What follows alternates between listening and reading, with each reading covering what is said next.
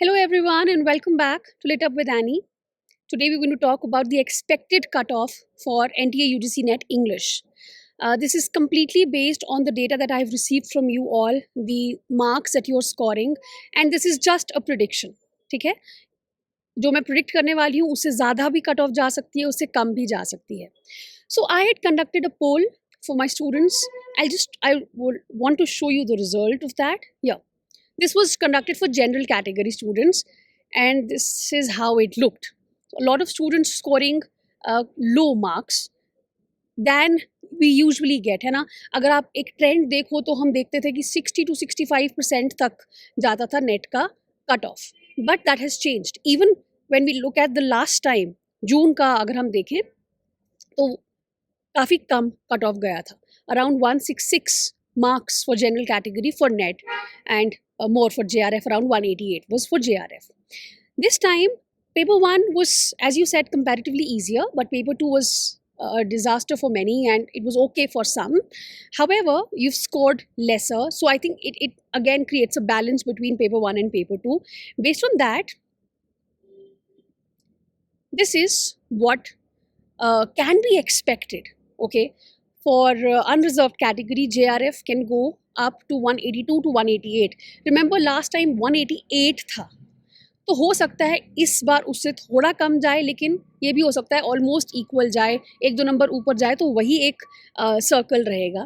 For OBC 172 to 176, EWS के लिए 174 to 178, SC के लिए 162 टू 165 और एसटी के लिए 160 टू 164. पीडब्ल्यूडी की बहुत सारी कैटेगरीज हैं, मैंने फर्स्ट कैटेगरी का लिखा है, बाकी इसके साथ प्रिडिक्ट कर सकते हैं. तो 158 to 162. For NET only unreserved category की बात करें तो somewhere around 164 may be, but taking a span, so 162 to 166 के बीच में जा सकता है.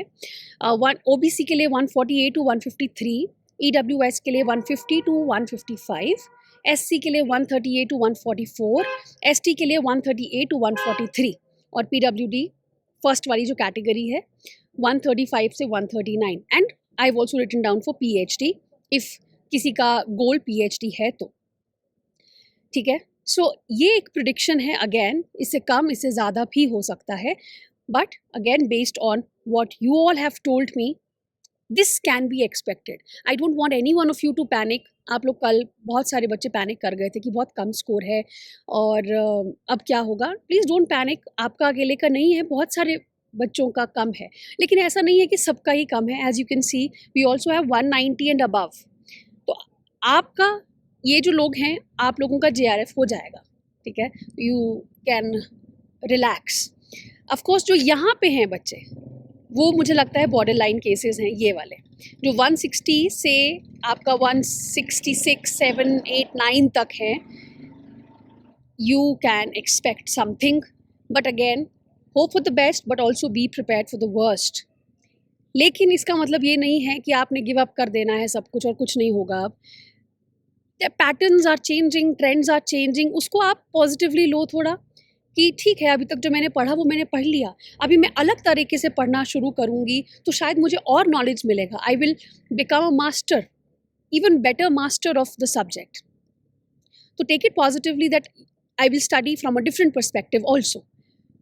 आई will have a critical thinking also. I will try to subjectively अब कैसे पढ़ना है, वो उस तरफ हम जा रहे हैं एग्ज़ाम में, वो सब हम बातें करेंगे. ऑल्सो अभी तक I am in the process of reading the paper, analysing the paper. तो एक बार ये जो आपका टेंशन है पूरा कट ऑफ का, ये ख़त्म हो तो फिर हम लोग अच्छे से पेपर को एनालाइज करेंगे कि what they are trying to test.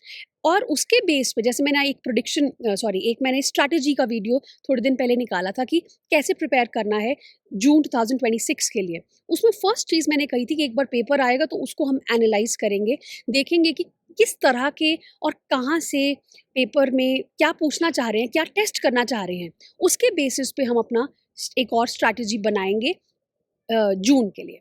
तो वो भी हम करेंगे. 20th टेंटेटिवली 20th से हम लोग अपना नया कोर्स शुरू कर रहे हैं.